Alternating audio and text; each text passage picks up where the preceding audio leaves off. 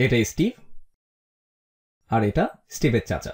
Steve কিছুটা ঋণে আছে, স্টিভের কাছে কোনো টাকা নেই, তার উপর সে মাইকেল, যাকে এখানে দেখা যাচ্ছে না, তার কাছে ঋণগ্রস্ত। মাইকেল তার কাছে 3 টাকা পাবে, অর্থাৎ তার ঋণাত্মক পরিমাণ টাকা আছে। স্টিভের অবশিষ্ট টাকার পরিমাণ হচ্ছে ঋণাত্মক 3।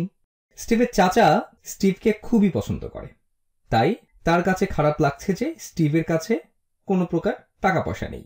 স্টিভের অবশিষ্ট টাকার পরিমাণ হচ্ছে ঋণাত্মক, আর তাই স্টিভের চাচা তার কিছু কষ্ট কম করার জন্য চাইছে যে স্টিভের কাছে যেন ঋণাত্মক পরিমাণ টাকা না থেকে অন্তত 0 টাকা থাকে, আর তাই সে স্টিভের ঋণাত্মক টাকাটা নিয়ে যেতে চায়। সে ঋণাত্মক 3কে সরিয়ে নিতে চায়। যদি তুমি ঋণাত্মক 3কে সরিয়ে নাও তাহলে কি হবে? এটা তোমাকে 0তে পৌঁছে দিবে।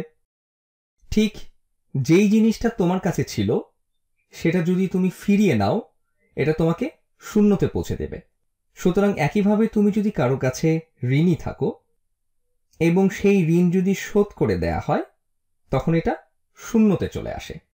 অন্যভাবে এটাকে চিন্তা করা যায়, স্টিভের চাচা আসলে এটা করবে স্টিভের ঋণ শোধ করে দেওয়ার মাধ্যমে। এটা করার সবচেয়ে সহজ উপায় হচ্ছে, স্টিভ যদি ঋণাত্মক 3 অবশিষ্ট অর্থ দিয়ে শুরু করে, তার চাচা যদি তাকে 3 টাকা দিয়ে দেয়, তাহলে সে অবশিষ্ট অর্থ 0তে পৌঁছে যেতে পারবে। সুতরাং এখান থেকে পরিষ্কার হয়ে যায় যে এটা এবং এটা সমমানের।